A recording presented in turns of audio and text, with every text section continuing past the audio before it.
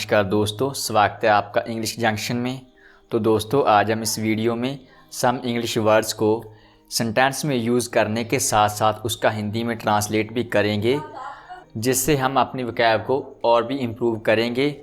दोस्तों, हम आपसे रिक्वेस्ट करते हैं, प्लीज़ हमारी वीडियो को एंड तक ज़रूर देखें।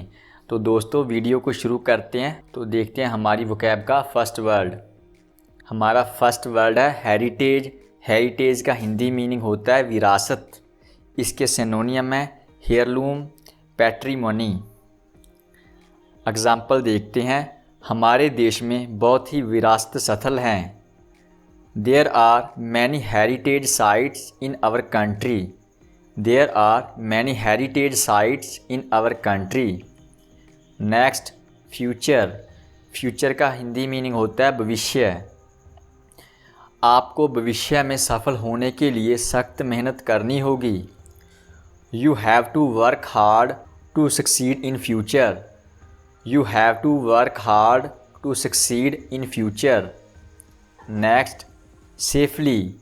इसका हिंदी मीनिंग होता है सुरक्षित रूप से। एग्जाम्पल, हमें यहाँ से सुरक्षित रूप से बिना बताए निकलना पड़ेगा।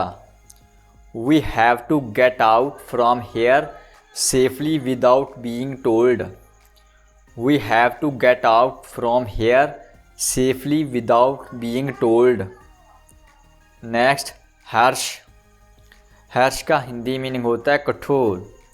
सिनोनियम रिगिड, स्टिफ, टफ। एग्जाम्पल, यह लकड़ी का टुकड़ा बहुत ही कठोर है। This wood piece is very harsh. This wood piece is very harsh. Next, grievous. grievous का हिंदी मीनिंग होता है गंभीर। Synonym serious, sedate, grave. गरीबी हमारे देश की बहुत ही गंभीर समस्या है। Poverty is a very grievous problem of our country. Poverty is a very grievous problem of our country. Next, pedagogue. pedagogue का हिंदी मीनिंग होता है अध्यापक। Synonym teacher, educator. Example, Sushil हमारे स्कूल में विज्ञान के अध्यापक हैं। Sushil is a science pedagogue in our school. Sushil is a science pedagogue in our school. Next, gait. Gait का हिंदी मीनिंग होता है चाल। Synonym ploy, ruse, demeanour. Example, Suresh की चाल घोड़े की तरह तेज है। Suresh gait is very fast like a horse. Suresh gait is very fast like a horse. ओलासिटी। Alacrity का हिंदी मीनिंग होता है फुर्ती। Synonym quickness, dash. क्या आप यह काम फुर्ती से कर सकते हो? Can you do this work alacrity. Can you do this work alacrity. Next, appease. Appease का हिंदी मीनिंग होता है मनाना, राजी करना। Synonym coax, persuade. आखिरकार आपने उसे साथ जाने के लिए मना ही लिया। Eventually you appease him to go with you. Eventually you appease him to go with you. Next, arcane. arcane का हिंदी मीनिंग होता है रहस्य का। सिनोनियम सीक्रेट। इस पुस्तक में कई रहस्यमयी बातें छिपी हुई हैं। Many arcane things are hidden in this book. Many arcane things are hidden in this book. एवराइज। एवराइज का हिंदी मीनिंग होता है लोभ। सोलिसिटेशन, रैपेसिटी। एग्जाम्पल, उसके पिता को पैसे का लोभ ही ले डूबा। His father drowned only with avarice for money.